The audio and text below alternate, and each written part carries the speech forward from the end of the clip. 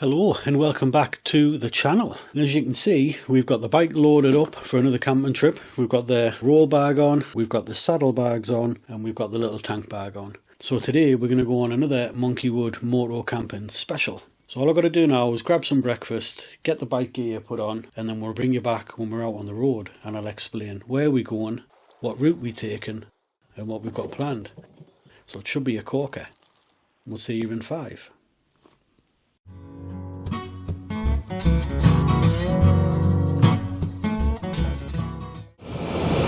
Well, we've managed to pull it off again. Just look at the sky, look at the views. What a perfect day for our next Monkeywood Moto camp. Now we're going to head to a little campsite called High Hill Farm. Now I spent a good couple of hours looking online trying to find where to go, and I was just about to give up when this campsite popped up. It looks like a little gorgeous gem of a place, and it's based in the North Pennines with the Lake District Fells just to the west. And so they could not care less about traffic.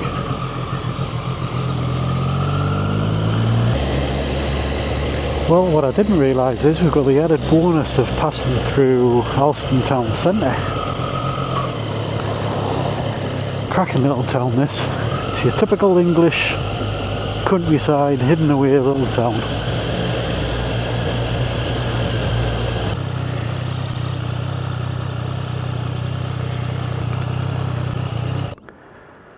Well, a little pit stop before we get closer to the campsite. Didn't manage to pass any toilets or any petrol stations along the way, so I guess you can imagine why I've stopped here.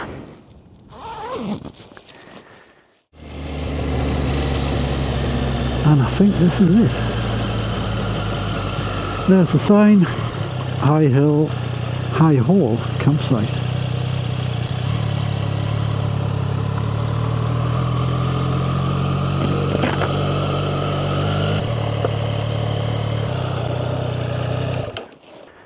I think this is going to be a good one. Right, camera off, helmet off. Let's find where we're going to pitch up. Let's get all this unpacked, get the tent up, and priorities I think is going to be finding where we've put the beer, and I think we'll put it in that stream, because the way the temperature's been today, it's going to be roasting, and what can't you beat on a red hot campsite? A nice cold beer. So let's get this unpacked.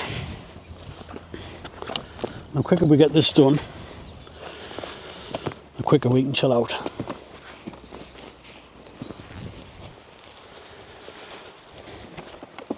Now if you watched the last video, you'll see how easy it is to disconnect all this stuff. It's an absolute piece of cake.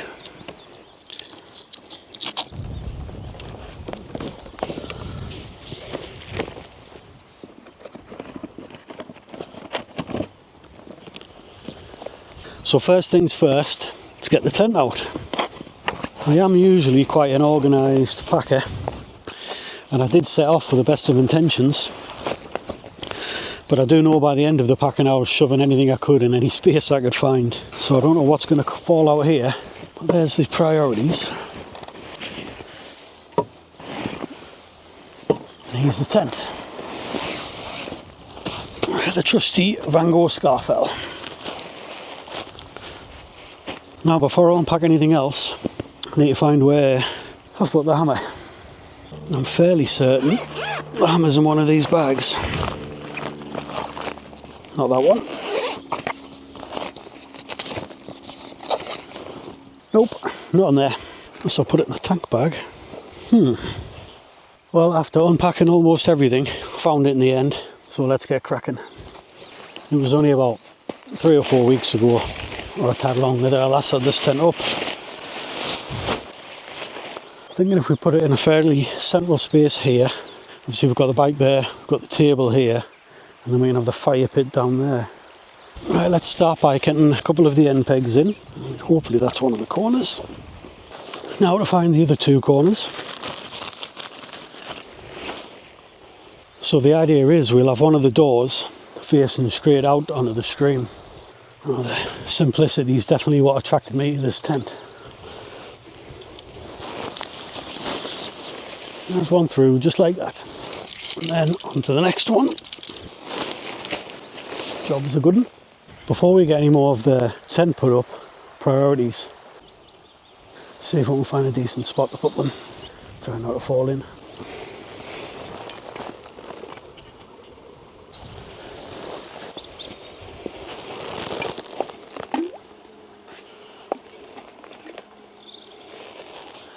Perfect. The tent's starting to take shape now. A couple of these to put in. So as you can see, I'm absolutely sweating my tits off, but as you can see behind us, the tent is almost done.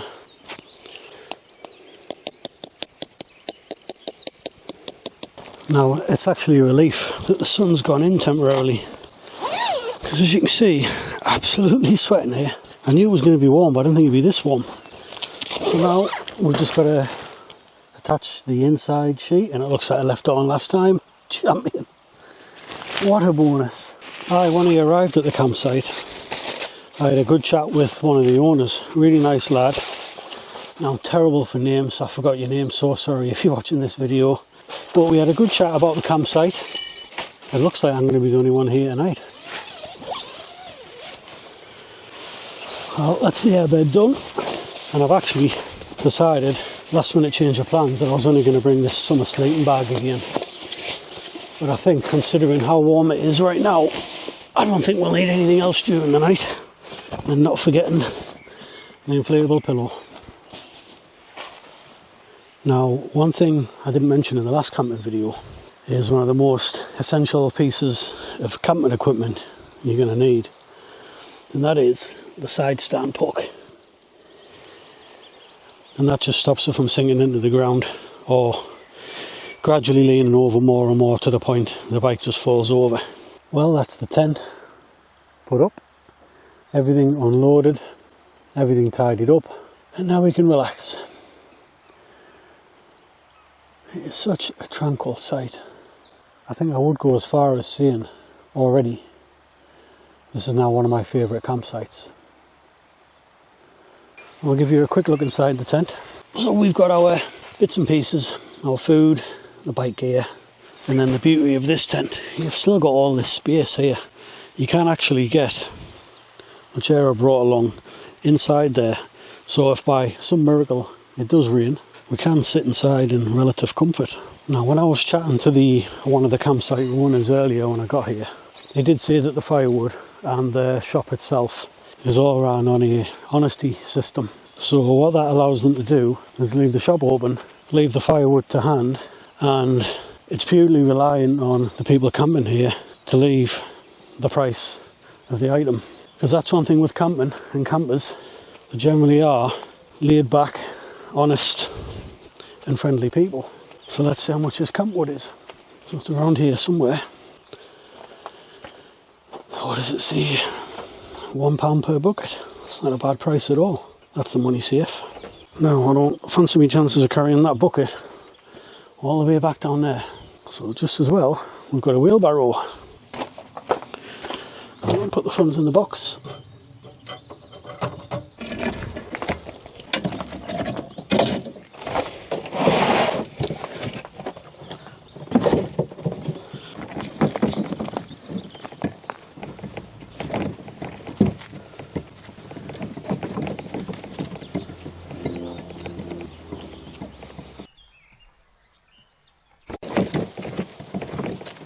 With it being so warm, I'm going to have a look in this honesty shop, which is at the top of that bank, and see if there's any ice cream or ice cold pop will do.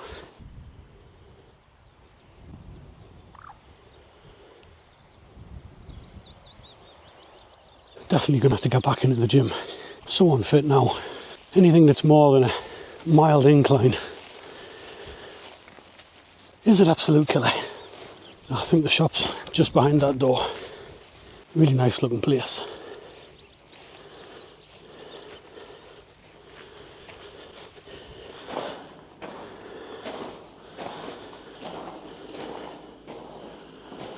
Wow, really impressed. Not what I expected. Absolutely fantastic.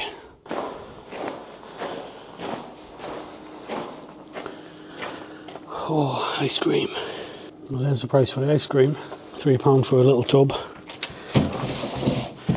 Gonna have to have one. What have we got? Raspberry Ripple. That works.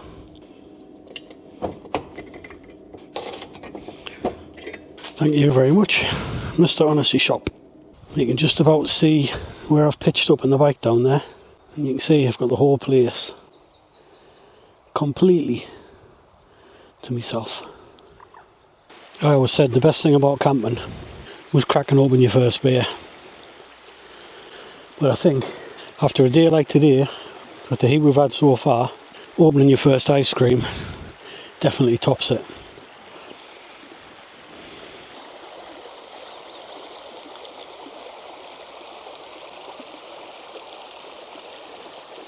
I think it's time to get some beer on the go.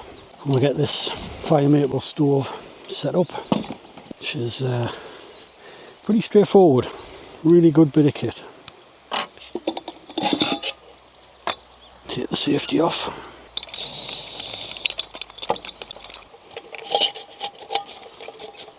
And again, Mrs. Monkeywood's kindly provided bait for this evening, which is mince and potatoes.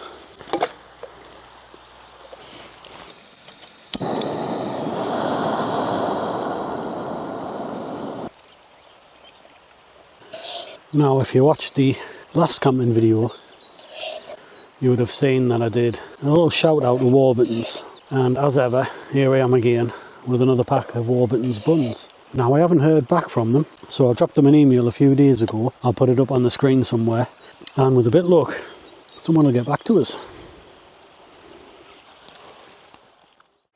Here's the non-glamorous side of camping. But let's get these dishes cleaned, and I think we'll have a little wander around the campsite.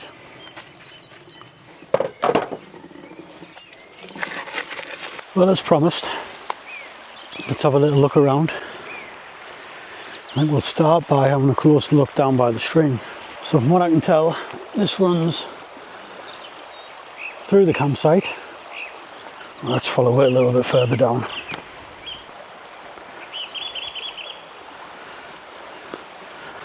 I think this is the kind of campsite where I could quite easily spend more than one day here, and I could probably spend just a few hours sitting down by this stream.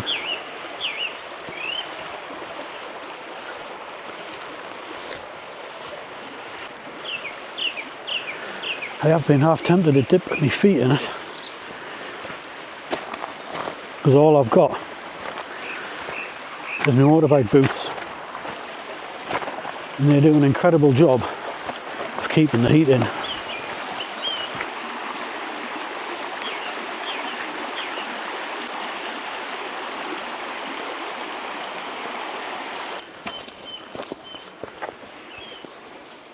So there's a little tip if you want to go camping in the UK. Go camping in April. The weather's just starting to turn, but it's still too early for most people. I mean, some might prefer having a campsite where there's other people here. I don't really mind, but when there's absolutely nobody here, you feel like it's all yours for the day.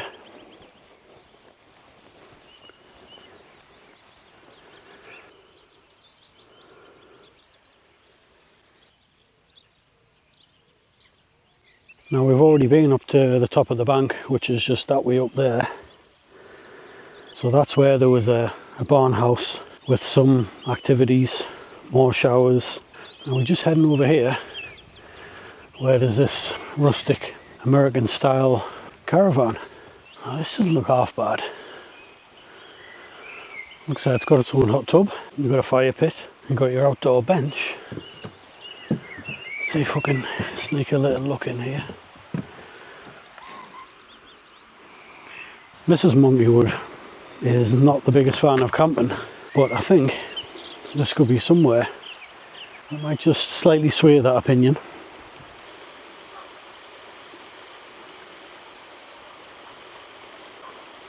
And everybody will probably always agree that campsites in the Lake District have some of the best scenery. Whilst this isn't in the middle of the Lake District, it is still an absolutely gorgeous location.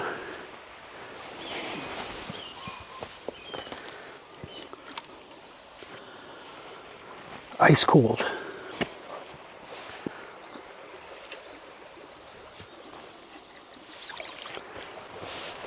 Now it's probably worth scouting up and down this little riverbed.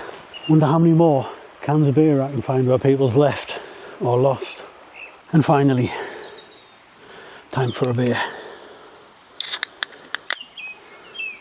Chilled courtesy of Coghlan Stream. Cheers. Oh, I needed that. Because while I was looking around the campsite earlier, there's a notice board up, and the campsite, High Hill Farm campsite, is part of a greener campsites group, and that means that it's committed to eco-friendly, sustainable campsites. Now, which is a really good thing, because places like this, without going too far into the whole political side of it, won't last forever unless we take care of our environment. But in fairness, the money I've spent in this campsite will probably just offset the fuel I used bombing around Hardside Pass to get here. Well, we've just spent the last hour chilling by the stream, having a couple of beers. The sun is about to go down, so I think we've probably got around half an hour to an hour's worth of sunlight, which means we need to start looking at getting this campfire going shortly, which for me personally is always one of the best parts of camping. We've got absolutely shed loads of wood, but as I was just thinking there, we've got no kindling, so we'll have to improvise. I think we'll start by putting some fairly chunky logs in, and we'll put some slightly smaller ones underneath, and we'll see if we can get the thinner bits of wood to catch fire. So we'll try wedging some of these underneath them big blocks.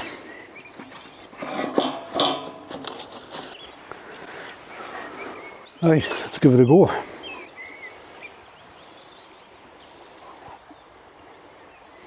Now, anybody who watched the last camping video I did may have seen my attempt to cook a banana on a campfire. Didn't go too well. In fact, it went disastrous. I lost it, and for all I know, and the grass is on fire. Fantastic. Oh, I'll go and get some water. Right, I'll keep this bottle of water handy because the grass really just caught on fire there.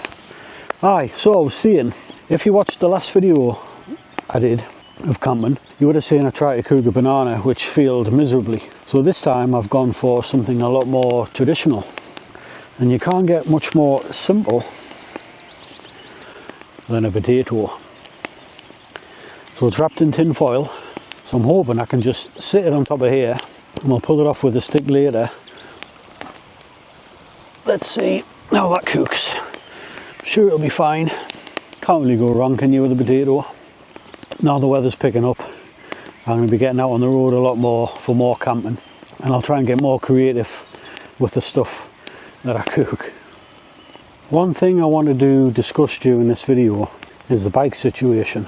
Now, fast forward for a couple of minutes if you're not interested in bikes, but as some of you may know, I recently posted a video about getting a project bike, which I'm really keen to do. And to date, the Yamaha Virago is the outright clear winner.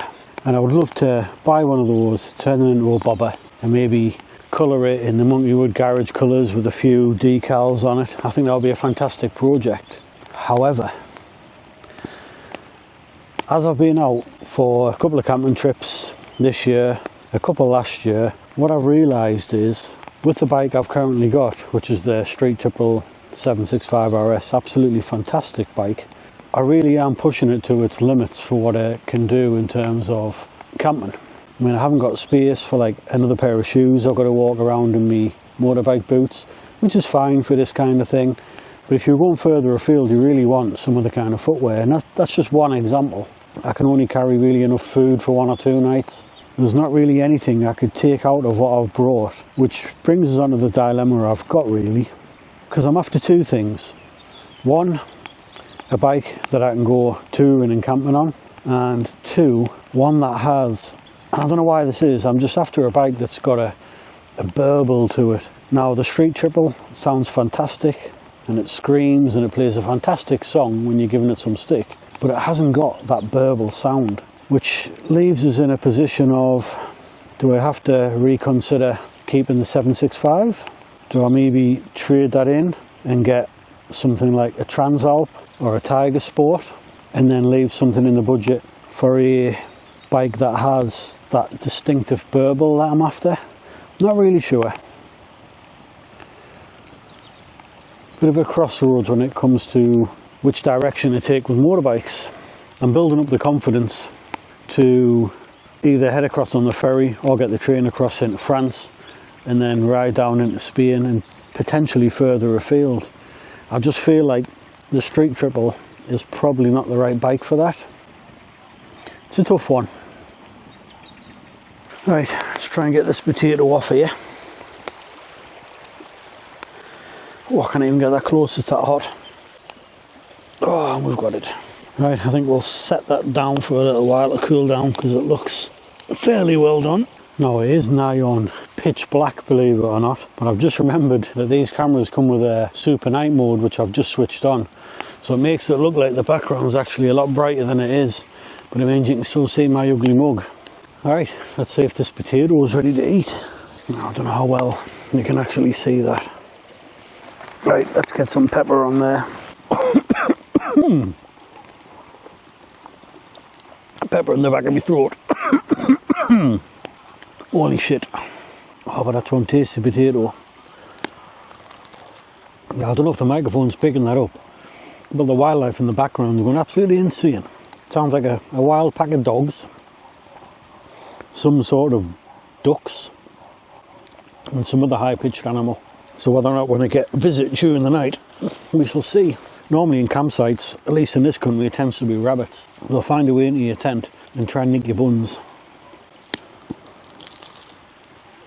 But that potato is spot on.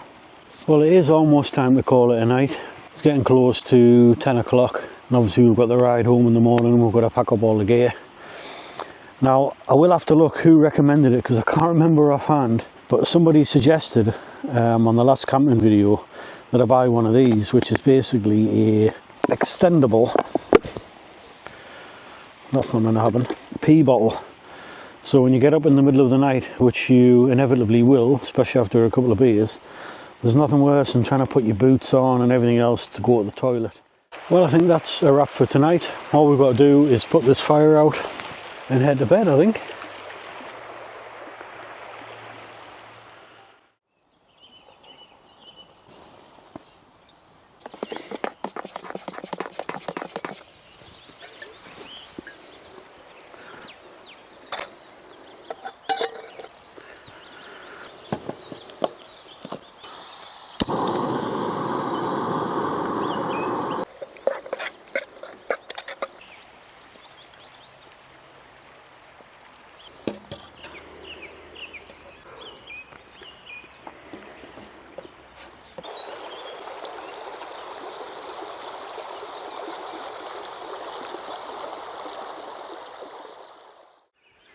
Now, as you can see, I've already started packing up, which is always the part I look forward to the most, obviously. Right, let's crack on.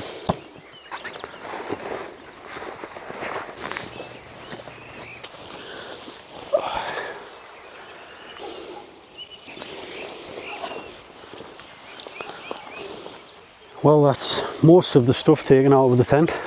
I've got the saddlebags on the bike. Just need to organise this, put some of my bike gear on, and then take down the tent. We're getting there. Right, one of the last jobs. Get the tent pegs out of the ground. And there she goes. Well, we'll get the poles out, get it rolled up, get it in the tent bag, get it in the roll bag, put that on the bike, and I think we're done.